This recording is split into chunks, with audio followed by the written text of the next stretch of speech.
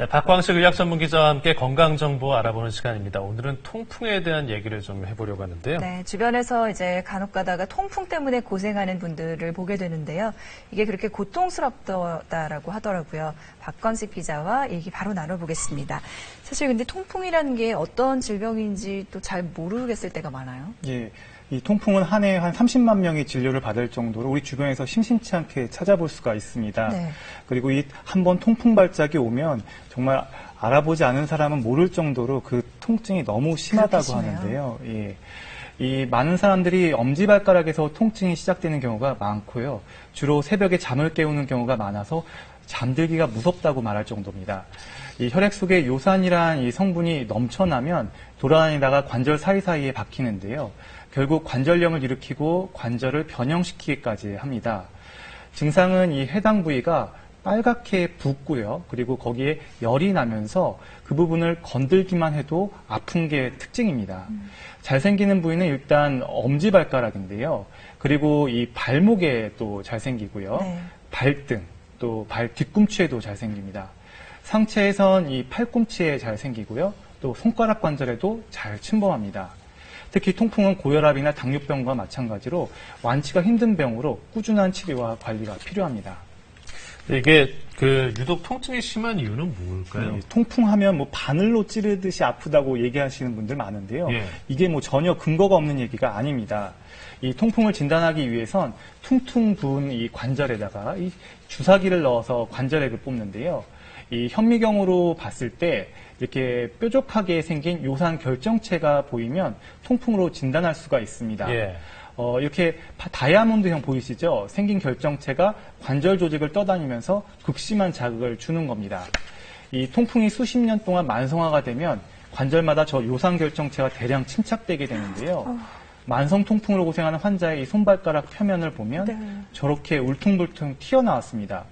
피부 밑에 하얗게 보이는 조각들이 아까 이야기한 요산의 결정체입니다. 이 현미경으로 보여야 할 요산이 만성화되면서 뭉쳐가지고 저렇게 보이는 겁니다. 저걸 보니까 이제 어떻게 하면 통풍을 절대 안 걸릴 수 있을까 이제 이런 생각이 먼저 드는데요. 혹시 통풍 걸린 환자들의 뭔가 이렇게 통계 뭐 이런 게 있나요? 뭐와 연관이 있다 이런 거? 예, 원래 통풍은 술과 기름진 음식을 좋아하는 이 부유층이 잘 걸린다고 해서 예. 황제병, 귀족병이라고 많이 알려져 있는데요. 그만큼 식생활과 밀접하고 비만한 사람들이 잘 걸렸습니다. 네. 그런데 최근 통풍으로 병원을 찾는 분들을 보니까 비만한 사람들이 아니라 마른 사람들이 부쩍 늘었는데요. 그래서 이 서울성모병원 연구팀이 통풍 환자 100여 명을 분석해봤더니 비만도는 정상인데 이 팔다리가 가늘고 배가 나온 거미형 체형일 경우에 통풍 발생 위험이 2배나 높은 것으로 나타났습니다. 이 통풍 환자의 경우 뱃속 내장 기름띠 면적이 평균 115제곱센티미터로 통풍이 없는 일반인보다 18% 더 넓은 것으로 나타났는데요. 이건 복부에 지방이 집중된 거미형 체형이 통풍이 발생할 위험이 더 높다는 방증이겠죠. 연구진에 따르면 심지어 배가 나오지 않고 거미형 체형까지 가지 않더라도 내장 지방이 많이 끼어있는 이 내장 비만인 사람들도 통풍 위험이 높다고 말했습니다. 결국 통풍은 체형뿐만 아니라 내장 지방에 크게 영향을 받는다는 뜻이겠죠. 네. 내장 지방과 통풍의 어떤 원인, 이 연관관계 이런 게 어떻게 좀 설명이 될 수 있을까요? 예, 내장 비만하면 사실 장과 장 사이에 낀 기름 덩어리입니다. 예. 지금 장 내부 영상을 한번 보시겠는데요. 이 노란색 지방 덩어리 보이시나요? 이런 노란 지방 덩어리에서 이 많은 염증 물질이 분비가 됩니다. 그래픽으로 쉽게 설명하면 이 내장에 낀 지방에서 염증 물질이 스멀스멀 나와서 혈액을 타고 전신으로 순환을 하게 되는데요. 그러다가 요산이 침착된 통풀 격절 부위에 가서 염증 반응을 자극하고 결국 통풍을 악화시키는 겁니다.